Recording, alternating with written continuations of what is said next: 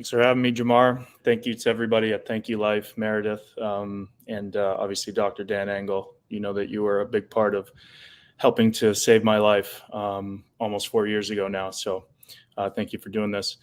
So Daniel Carcillo, I played 10 years professional hockey in the NHL. I fought 164 times, and I was lucky enough to win 2 Stanley Cups, but I also had 7 diagnosed traumatic brain injuries. When I left the league, I was a shell of myself. I was dealing with mild dementia symptoms. I was dealing with slurred speech, headache, head pressure, insomnia, impulse control issues, appetite loss, short-term, long-term memory loss, on top of anxiety, depression, and suicidal ideation. For the first 4 years, when I retired in 2015, I went through the medical system and I was being prescribed pharmaceuticals for my depression, different types of pills for my anxiety. When that didn't work for about 2 or 3 years, I chose to go down a more holistic path. I started to go to stroke rehabilitation centers, diagnostics, listening to really smart doctors into understanding how this could have happened to me and then how I could fix it. And I also incorporated things like float tanks, hyperbaric chamber, Mox acupuncture, cranial sacral, changing my diet, hormone therapy, peptides, ketones, etc. So I was pretty much a guinea pig for everything that I thought could have helped me. And then I was using my platform to advocate for those things that either helped or didn't, because they could provide hope to somebody else. Unfortunately, I did become hopeless. In 2019, I started to make plans to unburden my family and take my own life. And it wasn't then until a former teammate reached out, noticed that I was suffering, and invited me to Denver.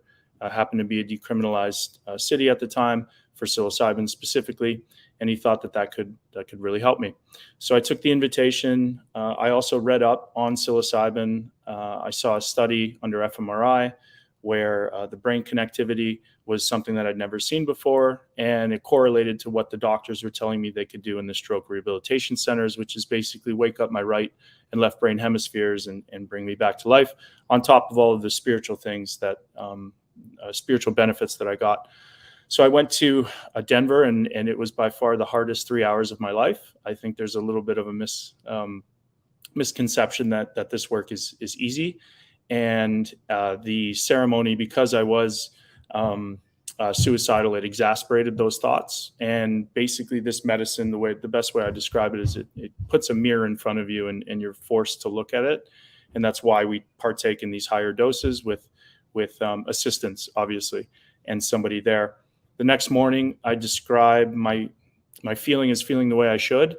I moved away at 15 years old to go play hockey, and I started to feel like myself again. I felt more connected to myself, my family. My brain felt better, less brain fog, brain fatigue. These symptoms all but faded away within a 2-week period, and then dissipated over the next 6 months. I tested my brain and my blood before I left, and then just because I knew how heavily stigmatized these substances are, so I felt like I needed something else to back up my story, and hopefully it would work. I didn't know if it would. But 6 months in, I got clear brain scans with no abnormalities, and my blood work was completely clear. So then I started to think about how to use my platform and use this new lease on life for the better. Instead of highlighting what was wrong with the NHL and the concussion protocols, I started to create companies, and I started to use my platform to advocate for decriminalized nature, the movement that Carlos and Larry put together. I helped Melissa Lavasani, Jesse Gould, a few other veterans with Initiative 81 in Washington, D.C., get some substances decriminalized. And that was really impactful work. And although I believe in that pathway, I also wanted to try to create a pharmaceutical, the first ever for a traumatic brain injury related symptom. So I patented the method of use that I used to get myself better. And then I created a company, put together a team of drug developers. And this was really speared on by the support of Rick Doblin and a few others in MAPS, and started to go down the FDA pathway, communicated with them last March. So I'm really proud of everything that we've been able to do to date, and we'll continue on with that mission, because I do believe people are going to want to go to their doctor to get a prescription for this. And who are we to say that that's not right? And so I also work on policy work.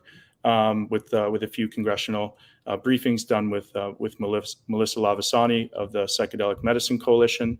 I work really hard on just 3 points of access that I believe we should all have access to our own consciousness and these medicines done in a constructive and responsible way. I believe that doctors and some people are going to want to access it, like my parents, that only take advice from the traditional doctor route.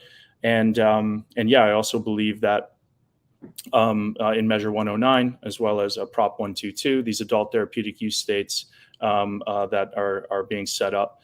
So I'm Switzerland, and I try to highlight them all.